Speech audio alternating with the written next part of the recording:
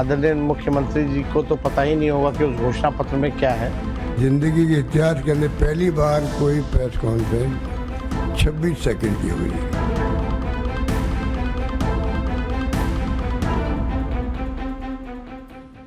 तेजस्वी की 2.5 करोड़ सरकारी नौकरी वर्सेस मोदी नीतीश की 1 करोड़ नौकरी और रोजगार, पब्लिक को किस पे भरोसा, अब इसका चैप्टर। बिहार में चुनाव की लड़ाई अब सीधे उन वादों पर आ गई है जो जनता से किए जा रहे हैं। इंडी गठबंधन ने बड़े बड़े वादे करके माहौल बनाया था। अब नरेंद्र मोदी और नीतीश कुमार ने भी बिहार में अपना घोषणा पत्र सामने रख दिया। आज पटना में नरेंद्र मोदी और नीतीश कुमार की टीम ने एनडीए का मैनिफेस्टो जारी किया। इसमें पूरा एनडीए गठबंधन मौजूद था। पूरी तरह से एकजुटता दिखाई गई कि बिहार के लिए पूरा एनडीए एकजुट है। लेकिन नरेंद्र मोदी नीतीश कुमार के इस घोषणा पत्र में क्या क्या है, बिहार के लिए मोदी नीतीश ने क्या वादे किए कि इंडी वाले उछल पड़े। लालू राहुल तेजस्वी ने 2.5 करोड़ सरकारी नौकरी का वादा किया था, उसके जवाब में मोदी नीतीश ने क्या वादे किए हैं। सरकारी नौकरी के मुद्दे से युवा वोटर को साधने की बात हो, या फिर महिलाओं के खाते में पैसा डालकर महिला वोटर अपने पाले में करने की बात हो, या फिर किसानों की बात, या फिर अति पिछड़ा वर्ग के लिए नए वादों की बात। नए वादों के मामले में कौन किस पर भारी पड़ा है, आज आपको दिखाऊंगा। साथ ही यह भी बात होगी कि बिहार में वादों की इस जंग के बीच एक और जंग कैसे चल रही है। लेकिन पहले बिहार के लिए वादों पर मचे जबरदस्त घमासान का एक ट्रेलर देखिए।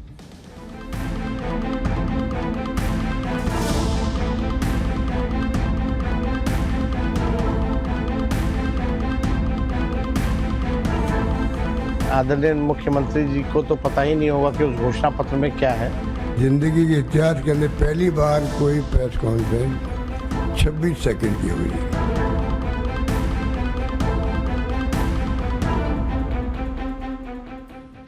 बिहार में सबसे बड़ी चुनावी लड़ाई सरकारी नौकरी के मुद्दे पर हो रही है। लालू राहुल तेजस्वी के इंडी गठबंधन ने इस मुद्दे पर बड़े बड़े वादे कर दिए। आज जब एनडीए का मैनिफेस्टो आया तो नौकरी के वादे पर उन्होंने क्या कहा, दोनों गठबंधनों के मैनिफेस्टो में सरकारी नौकरी को लेकर क्या क्या कहा गया, आपको कंपैरिजन दिखाता हूं।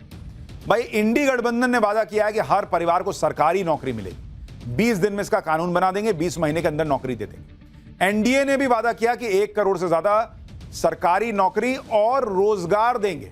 मतलब सिर्फ सरकारी नौकरी नहीं, उसमें अपना आपका रोजगार हो, यह उन्होंने ऐड कर दिया, ताकि सरकारी नौकरी तो इतना पॉसिबल नहीं है। उन्होंने कहा कौशल जनगणना कराएंगे, हर जिले में मेगा स्किल सेंटर खोलेंगे, बिहार को ग्लोबल स्किलिंग सेंटर बना देंगे। दोनों में अंतर यह है कि जहां इंडी गठबंधन सीधे सरकारी नौकरी देने की बात कर रहा है, वहीं एनडीए ने सरकारी नौकरी के साथ साथ दूसरे रोजगार और स्किल बढ़ाने पर बात की। तो रियलिस्टिक वादा है, क्योंकि यह सवाल तो सब पूछ रहे हैं कि सबको सरकारी नौकरी कैसे दे दीजिएगा बॉस, इतनी नौकरी कहां है, इतना पैसा कहां से आएगा। इस सवाल का ठोस जवाब अब तक इंडी गठबंधन नहीं दे पाया, सिर्फ वादे करके छोड़ गया। लेकिन एनडीए ने सीधा सीधा कहा कि भाई सरकारी नौकरी देंगे, लेकिन रोजगार भी देंगे, और उसकी संख्या ऑब्वियसली ज्यादा होगी।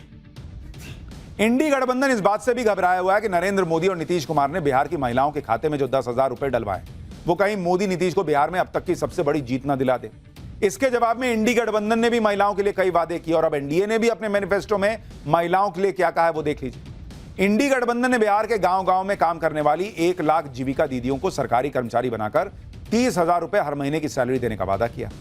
आज एनडीए ने अपने मैनिफेस्टो में वादा किया कि महिला रोजगार योजना से हर महिला को 2 लाख रुपए की मदद देंगे। 1 करोड़ महिलाओं को स्किल ट्रेनिंग देंगे, जिससे महिला साल में 1 लाख रुपए कमा सके। इंडी गठबंधन ने कहा था कि 1 दिसंबर से महिलाओं को 2,500 रुपए प्रति महीने देंगे, 5 साल तक 30,000 रुपए हर साल देंगे। एनडीए ने कहा कि महिलाओं को मासिक पेंशन 400 से बढ़ाकर 1100 किया जा चुका है। इसके अलावा आशा वर्कर्स की सैलरी 3,000, आंगनबाड़ी वर्कर्स की सैलरी 9,000 रुपए बढ़ाई जा चुकी है। बिहार में महिला वोटर चुनाव पलट देती है। महिला वोटर मोटे तौर पर नरेंद्र मोदी और नीतीश कुमार के साथ रहती है। इंडी गठबंधन ने महिलाओं के लिए चुनावी वादे तो किए, लेकिन ये वादे तभी पूरे होंगे जब ये सत्ता में आएंगे। बिहार की महिलाएं ये देख रही हैं कि नरेंद्र मोदी और नीतीश कुमार ने पहले ही महिलाओं को 10,000 रुपए दिए हैं, और वो महिलाओं को स्किलफुल बनाने की बात कर रहे हैं। कह रहे हैं जो अच्छा काम कर रही होंगी उनको और आर्थिक मदद देंगे। मतलब खाली पैसा दे देने की बात नहीं है कि फ्री में पैसा अकाउंट में आ गया, आपको सक्षम बनाने की बात जो है वो एनडीए कर रहा है। इंडी वाले कह रहे हैं कि पैसा लीजिए बस। और इसलिए कहा जा रहा है कि एनडीए का घोषणा पत्र रियलिस्टिक है बॉस, वो पॉसिबल है पूरा करना। इंडी वाले हवा हवाई सपने दिखा रहे हैं। इसके अलावा इंडी गठबंधन और एनडीए के मैनिफेस्टो में जो और अंतर है, उनमें किसानों के लिए इंडी गठबंधन ने कहा कि मंडियों को फिर से सक्रिय किया जाएगा, सभी फसलों की एमएसपी पर खरीद की गारंटी दे दी। एनडीए ने आज वादा किया है कि पीएम किसान सम्मान निधि की तर्ज पर कर्पूरी ठाकुर किसान सम्मान निधि शुरू करेंगे, जिसमें 3,000 रुपए हर साल एक्स्ट्रा मिलेंगे। यानी पीएम किसान निधि का 6,000 तो मिलेगा ही, 3,000 रुपया एक्स्ट्रा मिलाकर यानी 9,000 रुपए किसानों को मिलेंगे। इसके अलावा इंडी गठबंधन ने कहा था कि वो हर परिवार को 200 यूनिट बिजली फ्री देंगे, 25 लाख रुपए तक का स्वास्थ्य बीमा देंगे। एनडीए ने अपने घोषणा पत्र में कहा कि वो 125 यूनिट फ्री बिजली देना जारी रखेंगे, उसके ऊपर नहीं देंगे, और आयुष्मान भारत के तहत 5 लाख का मुफ्त इलाज जो मिल रहा है वो देते रहेंगे। बिहार में एनडीए ने मैनिफेस्टो जारी किया तो इंडी गठबंधन ने इसे जुमला बता दिया। एनडीए के मैनिफेस्टो को लेकर इंडी गठबंधन और विपक्ष क्या कह रहे हैं, एक बार वो भी सुनिए, फिर आपको बताता हूं कि जो पिछड़ा वर्ग है उसके लिए एनडीए क्या लेकर आया है। आज देखिए, आज हम लोगों ने देखा कि मैनिफेस्टो जो है जारी जैसे किया गया वैसे ही ख़त्म भी होगी, यानी 30 सेकंड के अंदर जो है इनकी घोषणा पत्र का जो कार्यक्रम था वो ख़त्म हो गया है। आदरणीय मुख्यमंत्री जी को तो पता ही नहीं होगा कि उस घोषणा पत्र में क्या है, शायद उनको बोलने ना दिया जाए, इसलिए जो है जल्द से जल्द जो है ये ख़त्म कर लिया गया। मैनिफेस्टो आज जारी किया गया, वो भी एक घटना बन गई प्रेस मीडिया के लिए भी, कि कहते 26 सेकंड का एक नेता लोग आए, उसमें अमित शाह जी भी और नीतीश कुमार जी भी, नड्डा साहब भी। 26 सेकंड। अभी कुछ मुझे मीडिया के साथी मिले, वो कहने लगा हमारे ज़िंदगी के इतिहास के अंदर पहली बार कोई प्रेस कॉन्फ्रेंस 26 सेकंड की हुई है। बिहार में एक बड़ी लड़ाई अति पिछड़ा वोटों की भी हो रही है। इसे लेकर इंडी गठबंधन के घोषणा पत्र में क्या कहा गया है और अब एनडीए के घोषणा पत्र में क्या है, उसका कंपैरिजन देखिए। इंडी गठबंधन ने SC/ST एक्ट की तर्ज पर अति पिछड़ा एक्ट लाने का वादा किया है। आरक्षण की 50% सीमा को बढ़ाने और अति पिछड़ा वर्ग के लिए पंचायत नगर निकाय में आरक्षण बढ़ाकर 30% करने का वादा किया है। एनडीए ने अपने घोषणा पत्र में कहा है कि वो सुप्रीम कोर्ट के रिटायर्ड जज की अध्यक्षता में उच्च स्तरीय कमेटी बनाएंगे जो अति पिछड़ा वर्ग की अलग अलग जातियों के सामाजिक और आर्थिक स्थिति का आकलन करके सुझाव देंगी और वो सुझाव सरकार लागू करेगी। एनडीए ने अति पिछड़ा वर्ग की अलग अलग जातियों की जो पारंपरिक व्यवसाय करती हैं उन्हें उनके व्यवसाय में 10 लाख रुपए तक की सहायता देने का भी वादा किया। अति पिछड़ा वोट नरेंद्र मोदी और नीतीश कुमार के साथ रहा है, लेकिन बिहार में इस बार अति पिछड़ा वोटों पर इंडी गठबंधन खेल करना चाह रहा है, इसलिए बड़ी लड़ाई अति पिछड़ा वोटों को लेकर हो रही है। बिहार की चुनावी राजनीति में मोस्ट बैकवर्ड यानी ईबीसी सबसे अहम फैक्टर है। बिना अति पिछड़ा समुदाय को साधे कोई भी बिहार में सत्ता तक नहीं पहुंच सकता।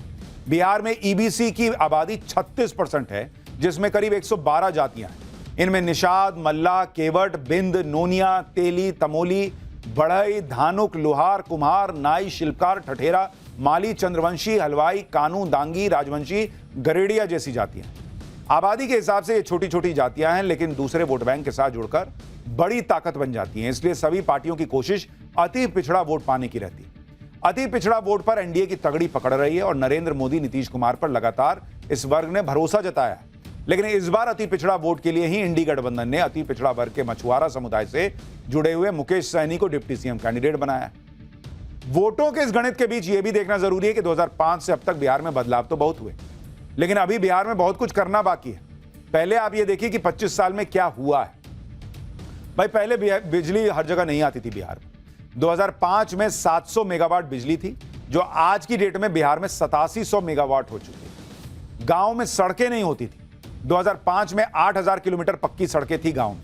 आज की डेट में 1,20,000 किलोमीटर पक्की सड़कें इस गांव में। बिहार में 6 एक्सप्रेसवे बन रहे हैं। पटना को बिहार के सभी जिलों से 4 या 6 लेन की सड़कों से जोड़ा जा रहा है, जिससे 3 घंटे के अंदर कोई भी पटना पहुंच सके। गंगा पर 7 नए पुल बन चुके हैं। दूसरी नदियों पर पुल की संख्या दोगुनी हो गई है। पटना में मेट्रो शुरू हो गई है। गया जी, मुजफ्फरपुर, दरभंगा, भागलपुर में भी मेट्रो चलेगी। नरेंद्र मोदी और नीतीश कुमार के नेतृत्व में एनडीए ने वादा किया है कि बिहार को अगले 5 साल में बाढ़ मुक्त करना है।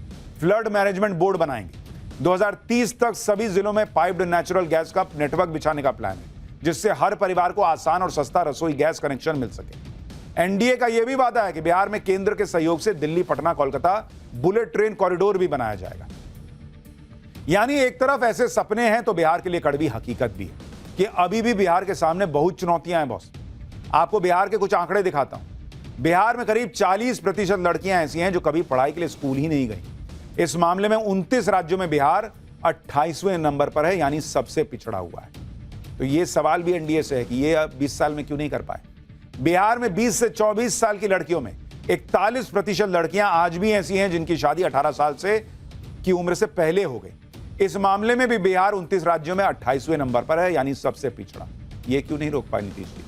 ह्यूमन डेवलपमेंट इंडेक्स में बिहार 27वें नंबर पर है, यानी सबसे नीचे। क्लास 9 से 10 के बीच ड्रॉप आउट रेट बिहार में 20% है, जो देश के 29 राज्यों में 27वें नंबर पर है, यानी यहां भी बिहार सबसे पिछड़ा है। हायर एजुकेशन में एनरोलमेंट का आंकड़ा बिहार में सिर्फ 17% है, जो देश के 29 राज्यों में 28वां नंबर है, यानी सबसे पिछड़ा। प्रति व्यक्ति आय के मामले में बिहार देश में सबसे पीछे है। बिहार में प्रति व्यक्ति आय वित्त वर्ष 2023-24 में 66,828 रुपए थी, जबकि देश में प्रति व्यक्ति आय का औसत 1,88,892 रुपए है।